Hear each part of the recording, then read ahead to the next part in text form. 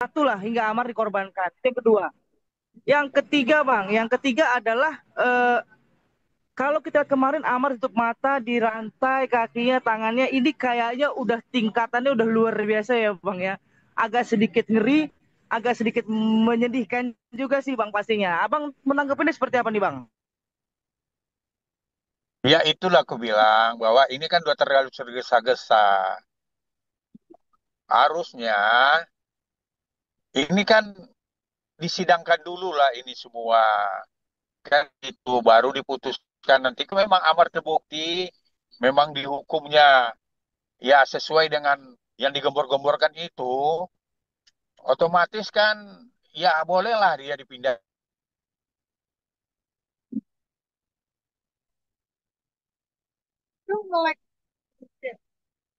se, dramatisir begitu. Jadi kan dia punya keluarga juga, punya apa juga, punya fan juga, kan jadi banyak pertanyaan masyarakat ke kita fan-fannya. Ada 20 juta ya fannya Amar mempertanyakan kenapa Amar diperlakukan seperti itu gitu loh. Padahal kan banyak lagi sebenarnya kalaupun itu diberikan dia seorang bandar besar, ya mungkin juga ini kasusnya tingkat polsek. Nah, kemudian kan harusnya kan kalau itulah sebenarnya ibaratnya eh, pihak Imapas itu menunjukkan bahwa kejahatan-kejahatan yang luar biasa ini diperlakukan seperti itu harusnya koruptor yang mengoruptornya uang negara yang triliun ini yang harus diberlakukan seperti itu. Jadi benar-benar ya ada efek jerah. Ini kan kasus Senggak Polsek yang dibikin begitu ini jadi pertanyaan sama masyarakat. Ya, itulah yang kalian tanyakan ke Pak Kementerian Mapas. Apa yang bisa dilakukan ini kan gitu. Lantas bagaimana dengan sistem perpindahan Amar itu tadi sendiri bang, yang mata ditutup, dirantai, kaki, tangan gitu bang. Seperti gimana bang? Tanggapan bang? Menyedihkan nggak sih bang sistem kita gitu Ya, loh bang? ya menyedihkan sekali. Ya itulah aku bilang bahwa Amar ini tingkat polsek diperlakukan seperti itu, seperti teroris besar itu. Kita kan lihat dulu kan bagaimana Hambali ditangkap oleh FBI Amerika, ya matanya seperti Amar itu dikirim ke Guatemala kan. Nah, ini kan juga seperti itu gitu loh kayak amarnya. Jadi ya ya kadang-kadang ya itulah keadilan itu. Padahal kan hukum itu kan keadilan. Katanya kalau pembinaan kan fungsinya lapas itu kan pembinaan. Pengawasan pembinaan kan diperlakukan seperti itu kan bukan pembinaan. Itu kan udah pembunuhan karakter yang eh, seperti ya ya pelanggaran HAM kalau menurut saya karena dirantai, diborgol, kemudian diundang media rame-rame untuk menyaksikan dia diberangkatkan, dinaikkan ke truk dengan pengawalan dengan kepala tertutup. Nah, ini yang sangat kita sesalkan dan perlu juga negara turun dalam hal ini. Ya pihak legislatif, ya DPR, Pak Presiden mohon juga diberikan perlindungan ke Amar ini karena dia masih warga negara Indonesia. Sedangkan warga negara asing aja seperti apa eh, kasusnya yang begitu kiloan ya, seperti apa yang narapidana yang berasal di Filipina itu ya kan diperlakukan dengan sangat baik ya kan malah dikirim di deportasi ke negaranya. Nah, ini kan juga harus kita apakan, malah negaranya mah dilepas, bukan dihukum mati, bukan diperlakukan. Nah, ini kadang-kadang ada kesan begitu sama masyarakat. Kenapa kok ke orang negara asing kita harus berbuat menunjukkan benar-benar HAM ditegakkan. Nah, sedangkan ke warga negara sendiri, ya itu faktanya gitu. Bang John, izin Bang mau tanya, maaf telat soal kronologi versi Amarnya sendiri. Kan Amar dalam surat ke Ustadz Dery kan bilang kalau saya itu bukan pengedar, saya itu bukan bandar. Sementara keterangan dari pihak sana bilang Amar seorang pengepul segala macam itu gimana Bang meluruskannya Bang? Ya, pengurusan nanti ada persidangan. Itulah ibarat itu kan baru dugaan. Dugaan ini kan harusnya sama-sama dihormati.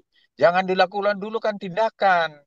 Tindakan yang seolah-olah dia udah melakukan perbuatan itu. Ini kan baru dugaan. Sama aja dulu Amar juga dugaan juga sebagai aktor intelektual lah, pengedaran narkotika, kemudian juga yang membiayai peredaran narkotika. Nah, faktanya kan di persidangan terbukti kan dia penyalahgunaan narkotika untuk diri sendiri. Itu pun harusnya lapasnya kan bukan lapasnya berkumpul dengan lapasnya umum. Ini kan ada salah SOP juga yang dilakukan oleh pihaknya Kemapas. Kenapa orang yang sakit yang harusnya kan dengan adanya Undang-Undang Nomor 35 tahun 2009 kan ada LP khusus. Itu kan dasarnya kan dari pelaksana Undang-Undang Nomor 35 tahun 2009 tentang narkotika itu karena kan fungsinya penyalahgunaan narkotika ini kan bukan penjahat, dia adalah ya sebagai korban dan itu pun harus penanganannya humanis dan rehabilitasi. Nah, harusnya Amar ini itu yang dulu pada waktu persidangan di Jakarta Barat kami udah mengajukan asesmen untuk Amar ini diajukan ya rehabilitasi itu pun dikabulkan penetapannya tapi kan JPU tidak mau melaksanakan. Nah, kemudian setelah putus juga udah dibuktikan bahwa Amar ini penyalahgunaan narkotika untuk sendiri yang orang kecanduan yang adiksi nggak diobati juga malah dikirim ke lapas umum. Nah, ini SOP yang terjadi ada pelanggaran juga. Ini diusut juga dong oleh Pak Kementerian Mapas. Kenapa orang ini ditaruh di lapas umum? Padahal dia kan harus perlu diobatin. Perlu ada konseling, ada pembinaan, harus ada pengobatan, psikiater. Nah, ini kan tidak dilakukan, malah dicampur dengan penjahat umum. Bang, tapi kalau mengerucut soal kronologi Amar sendiri kemarin Januari itu seperti apa sih? Amar lagi ngapain? Terus tiba-tiba ada barang itu gimana tuh Bang? Ya kan dia lagi dalam sel, tiba-tiba kan dipanggil menurut kronologisnya. Nah, setelah dipanggil, di situ udah ada orang polsek di ruangan petugas dan ada 5 orang yang ditangkap. Nah, salah satu menunjukkan bahwa barang bukti yang didapatkan dari orang ditangkap itu katanya dituduh itu dari Amar. Padahal Amar sendiri tidak kenal orang itu. Nah, itu yang jadi acuan. Nah, jadi perdebatan kusir. Nah, akhirnya saling tuduh menuduh. Nah, berarti kan barang bukti itu kalau dari keterangan kronologis Amar kan bukan diambil dari dia, bukan tertangkap tangan. Nah, kalau pengepul kan barang itu harusnya di kamar Amar semua ya ditangkap kan gitu. Itu kan berdasarkan keterangan dari orang yang ditangkap. Nah, itu menurut kronologisnya. Tapi nanti oke lah kita buktikan itu di persidangan nanti kan gitu. Bang, Tapi mungkin berarti dari Abang sebagai kuasa hukumnya Amar, ada langkah upaya hukum nggak sih Bang yang akan Abang lakukan Bang? Ya, saya sedang mempelajari ya karena kan ada juga kejanggalan di situ dalam sistem penyelidikan dan penyidikan. Nah, dalam penyidikannya itu Amar kan ya disangkakan pasal yang konstruksi hukumnya 114 ya 2, 132 juga ya kan. Nah, harusnya kan itu ancaman hukum di atas 5 tahun. Padahal Amar itu sudah diminta untuk didampingi oleh pengacara, penasihat hukumnya, malahan tidak diberikan. Malahan dia Ya, ditekan, nggak usah pakai pengacara. Ini kan cuma formalitas doang. ya. Dan ini kan ya untuk apa aja lah, efek jerah lah. Nah, kemudian ada juga tanda kutip minta sesuatu. Nanti kamu kasihkan ini supaya perkara ini nggak dilanjutkan. Nah, itulah jadi keanehan kan. Tapi kan kalau dari kronologis itu, dari analisa kita, bisa itu terjadi karena kasus ini Januari 2025. Nah, 2005 kan baru di apa kan dilimpahkan Oktober. Berarti kan sangat lama kan. Padahal kalau benarlah sesuai dugaan dan alat bukti itu memang telah didapat dari Amar kan kasusnya harusnya nggak lama-lama. Ora di sidang mungkin udah selesai sekarang. Oh, Berarti ada berarti barang buktinya nggak ada di kamar Amar ya, Bang? Ya benar ya, Bang? ya katanya di kamar Amar itu ada 2 kata menurut keterangan itu menurut keterangan dari apa yang kita lihat di TV itu kalau seluruh barang itu bukan di tempat Amar tapi ada katanya itu semacam ganja sintetis, ada dua dua dua apa kayak istilah anak muda ya itu dua liting lah gitu. Tapi kan saya nggak tahu lah kan saya bukan pernah pakai ganja apa tidak kan gitu. Jadi saya nggak ngerti juga. Tapi kan itu kan dari kronologisnya kan gitu. Bang, tanpa melangkahi abang, mungkin inilah bentuk-bentuk hopelessnya Amar ya bang. Sehingga kan sekarang beredar adalah di mana melalui Ustadz Dery Amar ini sampai minta tolong sama Bang Hotman. Sebetulnya seperti apa bang? Ya kalau itu sah-sah saja lah ya karena dalam satu penanganan perkara itu banyak pengacara itu sah dan banyak juga apa memakai lawyer-lawyer lain yang bersatu dalam satu tim tim penanganan perkara itu. Itu menurut saya sah-sah saja. Makin banyak pengacaranya ya makin bagus, makin kuat kan gitu. Nggak ada masalah bagi saya. Yang jelas ini kan ya karena kasus ini besar ya kasus kecil yang dibesar-besarkan ya ada yang bersimpati dan memberikan bantuan pro bono kepada Amar ya ini kan eh, ya harus diterima dan diapakan di supporting kan gitu. Bang, kalau soal anak gimana ya Bang ya? Apa mungkin mantan istrinya udah tahu apa gimana Bang?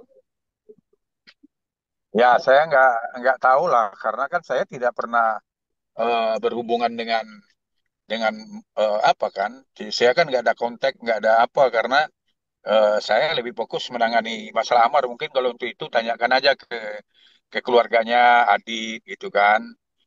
Itu kan yang lebih berhubungan dengan pihak mantan istrinya mungkin begitu. Tapi kalau Tapi Amar sempat nitip pesan gitu lewat abang nggak sih untuk anak-anaknya gitu Bang? ya kan nggak ada sebenarnya kan nggak ada bahwa dia akan berpikir akan dipindah ke Nusa Kambangan nggak ada. Waktu itu kan kami hari Rabu ketemu masih penanganan kuasa kan gitu. Jadi nggak nggak apalah nggak ada dan kemudian ada juga tanda-tanda dia mau dikirim ke NK ke Nusa Kambangan. Bang John, kalau tadi kan Bang John sempat bilang ada pelanggaran, dugaan lah ya, diduga apa melanggar HAM gitu yang dilakukan ke Amar Zoni. Artinya Abang sendiri merasa Bang Amar ini dijebak, Bang. Hmm? Ya kalau Artinya ya gimana Bang? berdasarkan kronologisnya Amar ya pendapat kita ya indikasinya dijebak gitu.